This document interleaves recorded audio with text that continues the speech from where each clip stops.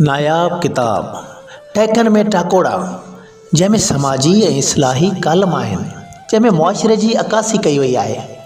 जंहिंमां हिकु नायाब कालम तव्हां सॼणनि जी नज़र पेश कजे थो, ज़रूरु दिलि सां ॿुधंदा।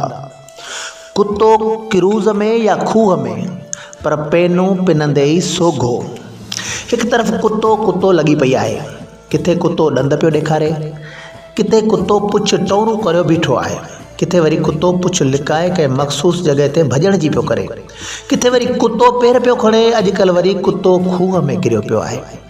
पाणी सभु कढंदा वञनि ऐं पीअंदा वञनि, पर कुते मिसकीन खे खूह मां केरु नथो कढे।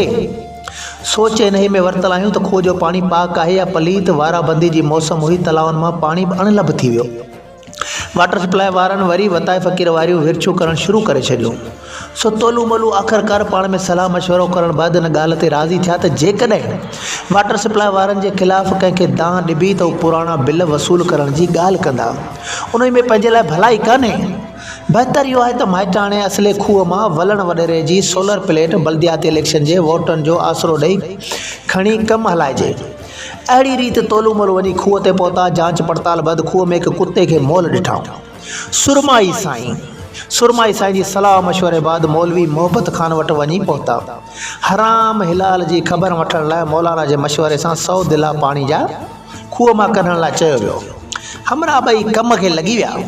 सॼो ॾींहुं सोलर जे इस्तेमालु बैदि वञी 100 दिला पाणी जा ॿाहिरि कढण बैदि 5.25 रुपयनि जी मिठाई विरहाइण बैदि पाणी भरे घर आंदाऊं ऐं साईं सुरमाई ऐं सॼी संगत खे उन ख़ुशीअ में दावत ॾेई मच कचारी ऐं गजर महफ़िल कयाऊं।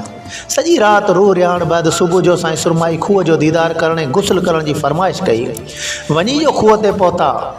सुरमाई साईं हेठि निहारे त कुतो खूह में मौजूदु हो। हैरत मां पुछाई त हीअ अवां छा कयो? चयाऊं, साईं पाणी असां मौलाना जे चवण ते कढी छॾियो आहे। सुरमाई साईं चयो, बि कुतो त कोन कढियो अथव?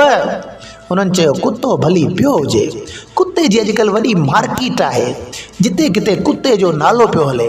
गाॾियुनि में कुतो, पेर बि कुतो खणे, जेको कावड़िजे उहो कुतो चवे।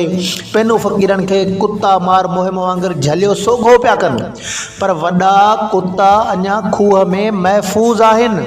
फ़क़ति कुझु दिला पाणी जा ॿाहिरि कढिया अथनि। मुसनिफ़ सैयद ग़ुलाम हैदर शाह कलंदरी साहिब।